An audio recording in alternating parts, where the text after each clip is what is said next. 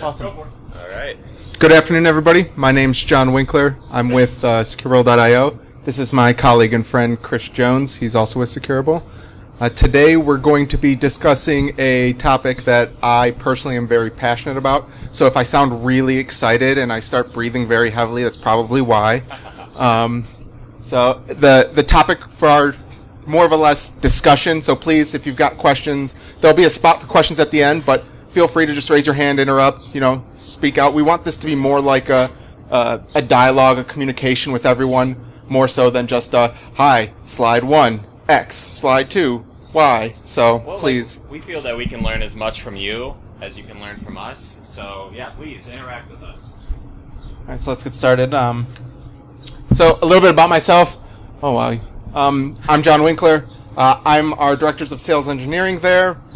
Basically, I hold a few different hats, but I'm a primary engineer on our team, so I get down and dirty with the code. But also, I have the great joy of speaking with all of our clients on the phone, trying to figure out what their true problem is, and then building our solution towards that.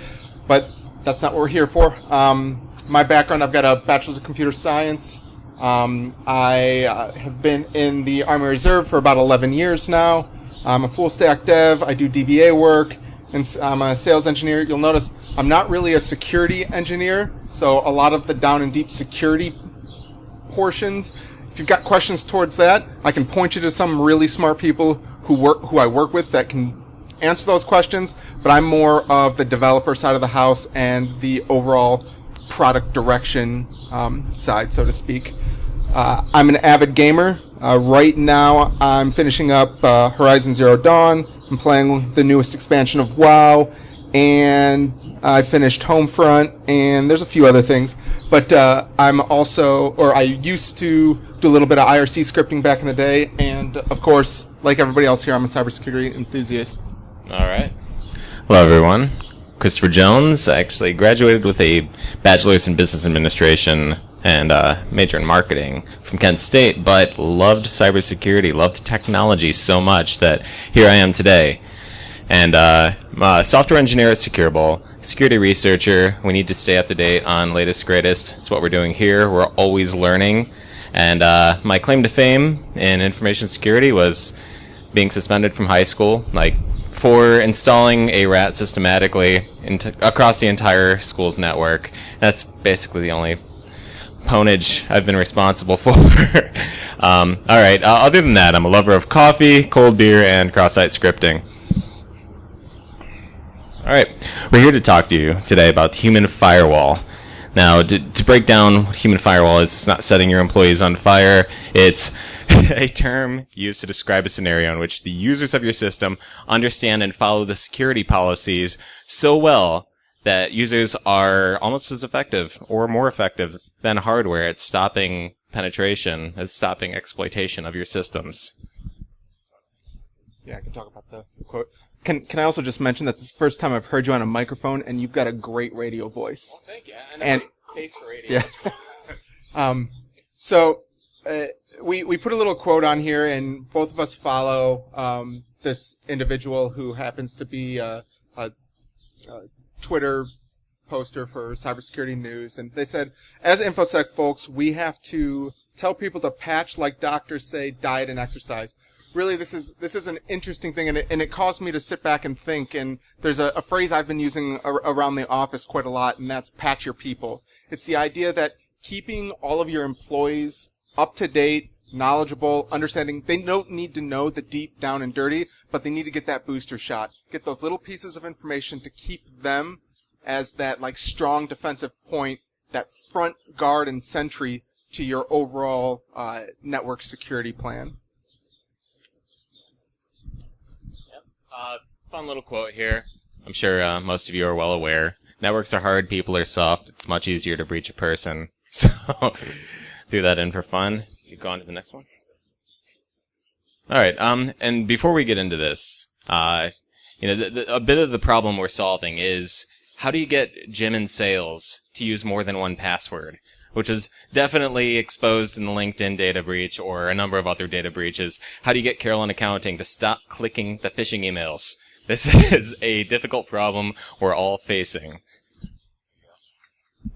So the purpose of this slide is just to kind of show some of the biggest kind of latest breaches that have been caused by that human element. Things that were led because of phishing and spear phishing. And yes, there's other pieces to it, like malware was installed, backdoor access was initiated, and tools were put in place to allow that backdoor transfer of data, large data be downloaded, things of that nature. But these all started with that human element. It was because that one person, those two people decided that they were going to click on that email, download that tool, or click on that email, go to the page, and sign in. So you've got Yahoo, DNC, the NSA hacks. There was various different versions of those that started with malware, emails that got sent out. You can see from the side, it costs a really ridiculous amount of money towards businesses across the globe. And it's the sad thing is, and the hard thing that we try to solve with this idea of a human firewall is, it's not slowing down. The individuals who are doing these phishing attacks, these malware attacks, they're getting more sophisticated, they're getting smarter, and the scary thing about it is they're making these great tools and putting them out there for free to use, that are in either low pay or free to use, so that even the dumbest factor can pick up this tool, pay $50, and all of a sudden they've got access to put ransomware on people's computers and start, gaining money from it. That's a great point, John. I'd say the barrier to entry for hacking is lower than it's ever been before. The number of open source tools, breaches, the community even. There is a lot of support for people who want to hack. So, in some ways that's great. And in some ways that's, I guess keeping us all employed. And at the same time, not only do you have script kiddies constantly attacking, but you have some of the smartest people in the world working every day to breach your systems. So it makes sense that you should have to work just as hard to protect against them. So it brings us to the actual real problem. It's what Chris just mentioned with Jim and Carol. It's the idea that you've got this super sophisticated system that you might have just been very smart and set up for a really low amount, or you've got tons of money invested in this awesome security system protecting all of your data and your network, and you've got all kinds of different pieces in there. Maybe you've got air gap systems and all kinds of things, and then all of a sudden, just one person clicks. How do you stop that human element? And really it comes down to making sure that they understand what's out there and making sure that your people are properly trained. And there's a lot of resources to do that. But that training obviously is necessary, but there's going to be some things that always come up. It's I heard it in the afternoon keynote. How many of you were in the afternoon keynote and listened to him talk today? One of the things he mentioned was I don't remember the exact layout of the story, but the general message was, she clicked on the message. She goes, "Oh, it was cute. It was a cat. I wanted to click. It looked legit." But how do you make sure? What? Oh, sorry. How do you make sure that she understands that that's not the case? And there's a lot of steps that these individuals will take to, kind of fool you into clicking on these emails and downloading their malware. I could say. After all of the talks I've heard today, actually terrified because no one is safe. I've heard John speaking. He was riffing earlier today and talking about how they owned McAfee and Symantec. And, there are a lot of ways through IDS systems, through AV systems, and the moral of the story through all of that, because there's a cat and mouse game with hackers and sysadmins. And the moral of the story is, we need to be able to recognize aberrant behavior. We need to understand things out of the norm, and we need all of the people in our organization to understand these same things at a very basic level. And that can create an incredible additional layer of security for all of you. So, and one of the things that's important about creating that layer is the idea that the training that you get, I don't know how many of you sit through like annual cyber awareness training through your work, or you get a monthly or quarterly piece of, training that comes down. It's half an hour, you log in. It's the same thing from last month, maybe a year prior, and it gets really boring.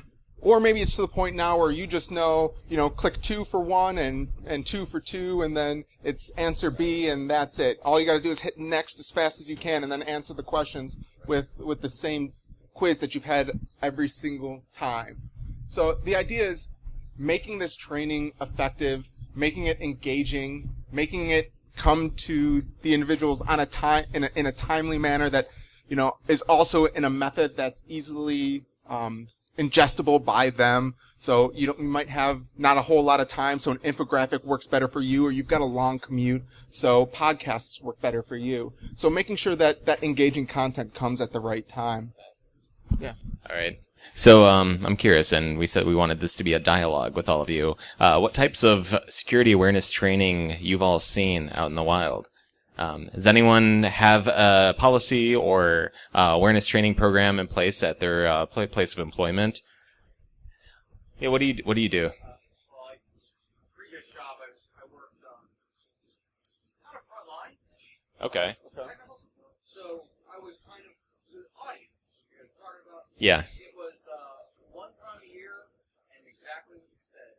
I mean, they changed the answers, but. So you, a little quiz. This is probably portion 100. How many times did you take that quiz in your tenure at the company? Once a year. But, like how many times? Oh, 6. 6 times? 6, 7. Gotcha. By that 6th time, how engaging was it for you? He memorized all the answers. Like I said, they changed the answers around. Yeah. All right. Thank you. Okay. So our solution is to turn your organization into your blue team. And that seems a bit lofty in my eyes, knowing what a blue team does and how they have to defend. But you want your organization to be your defenders. And this is something that I know is possible. I've seen my aunt who doesn't know how to use a computer sharing the latest Google Docs hack and warning her family and friends. And because, yes, security is interesting. That's why we're here. People can engage. People want to share. People want to protect each other. But we just have to find a way to make this content engaging and tell them, yes, please update your Windows system. Download that latest iOS update because there's a reason it exists. There have been leaks, there have been vulnerabilities, and we're going to go through some of the steps you can take to turn your organization into your blue team. Oh, thank you. I know you all can read, so I'm not going to, insult your intelligence. But just reading the left side real quick.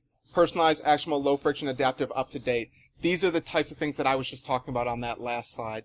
Making sure that the educational content that you give is going to be in that right format. It's going to be something that they'll want to read, they'll want to share, that they'll be excited to see. I know excited's a hard, like he said, a lofty goal, but it's the idea that it's not going to be something that when they look at it, they go, I got to take this stupid thing again. Hold on, I'll get back to you in 30 minutes. It's something like, oh, cool, I wonder what else is new. I know I started doing a monthly kind of InfoSec presentation for some of my friends, putting something together to put out there, and it's actually gotten quite a lot of good traction by a lot of them. I get a lot of good questions. People come back to me and say, hey, so you were talking about that WannaCry thing. I read a whole lot about it. I saw it on the news channel XYZ that I watch. What actually is that? How do I protect myself? I saw a thing about the Google Docs phishing. I saw I saw that Yahoo was a hack. When did that happen? That happened how long ago? But now why is that a thing? And how does that kind of affect me? So I'm not talking about an entire memification of cybersecurity education here. You need to make it digestible and interesting. But I wonder if anyone out there has attempted an alternative approach. I've seen infographics floating around LinkedIn. I've seen newsletters. One of my favorite podcasts is Risky Business, and it makes it extremely interesting to listen to. Have any of you tried to implement a policy like this in your own company or educate your people? It's really hard because, yes, apathy and the fact that Jim in sales just wants to sell. He doesn't care about the latest patch or, latest data breach, even though he should. So, alright, doesn't look like there's much alternative content out there, but this is something we're trying to change. This is something we're proposing. We think it could work. Thanks, Chris. So, real quick case study. I wanted to bring up Anthem. They recently, within the past, it's been over about the past 2 years, dropped 80 million different data records out. So they had a data breach of about 80 million records. So there hasn't been a set, at least from what I found, a set cost to this. But when you think of the average cost to a business per HIPAA record that's lost, it's astounding. So you times that by 80 million, and I can tell you it's going to be over $80 million. But when you look at the steps that the individuals actually took to breach Anthem, it was your typical email-based malware cycle. They got an email, they opened the email, they downloaded the malware. That malware ended up getting installed. Through there, the hacker was able to escalate his privileges, insert some backdoors. They got access to the enterprise data warehouse for Anthem, and then they just started downloading the records. There's a lot of hardware-based solutions to this. There's a lot of different solutions that having a good security, a good security team and an incident response team. There's different things that you can have that will help with this, of course. Better antivirus, all different kinds of things. And there's a lot of really smart people here today that could tell you about all these different tools that you can use to help with that preparation and also the, oh shit, things have happened, how do I fix it aspect. What we're trying to help with in the industry is stopping it before any of that is needed to make your jobs easier. It's the idea of that human firewall. It's right there. That email's received. It's getting them to recognize that that email is not a legitimate source, understanding how it can affect them and make them go, that's not good, I need to report this, mark as spam, contact my security point of contact, and move forward from there. So all those other tools and steps are great, but wouldn't it be better if they weren't needed as much because your organization understood security? And that's the basis behind it. I know there are a lot of really smart people out here in the audience today. Does anyone have an in-depth understanding of Anthem or what happened? Because what we want to do here is go through and see where humans were compromised, where systems were compromised, and maybe find some solutions on the journey here. Yeah. All right. So we're going to keep on going. And as far as Anthem, as far as all the data breaches and the people who've been compromised, if they had some source of education, if they had the knowledge to know not to click that phishing email, that could have been prevented. All of that money we had up on the board earlier, that would not have been lost. So here we have a list of resources. Personal learning, Udemy, Cyber, Securable. Have I been pwned? Everybody here knows about that, right? Awesome. And microlearning, easily digestible content, snippets. This can be broken down because the average person has an attention span of about, a Tekken match. Yeah.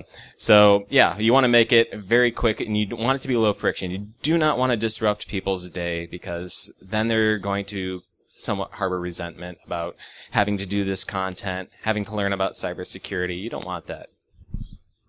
Thank you. So let's talk about a little bit of the value analysis to having a more in-depth cyber training policy and system in place. So most of you probably know who PricewaterhouseCoopers is, PwC. They put out many different white papers every year.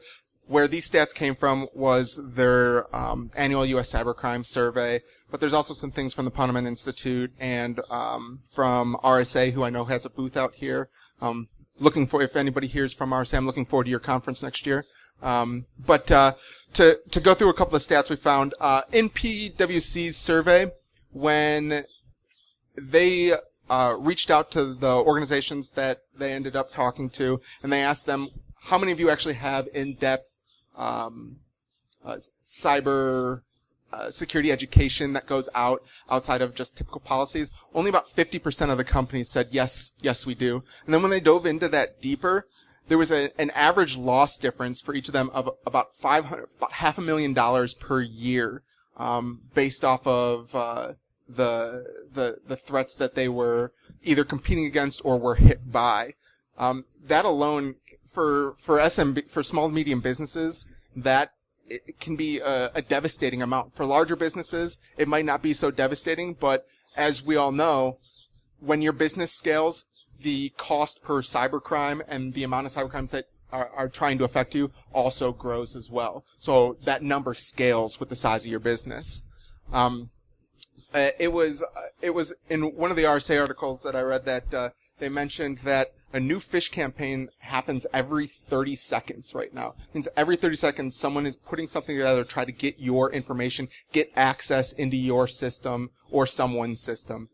And the thing I found really interesting was just having a baseline phishing awareness program that will have a return on investment, which means if you spend $10 a month on security, you should save $70 for that month in cost for what you would have paid for cybercrime when you look at the large scale. But the average was somewhere between 7 and 37x ROI, which can be huge in cost savings. And that's a great stat to put on a slide when you're trying to explain why cybersecurity education is so important to the executives for your company.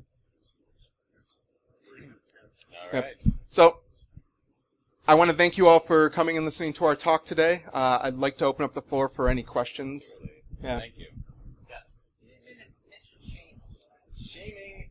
Okay, so it's carrot or stick, and we've even considered Okay, I'm sorry. Yep, and here we are. So shaming employees, and that comes down to the question of carrot or stick. Do you praise them for good security practices, or do you put a wall of shame up as far as people who have fallen victim to our phishing campaign internally?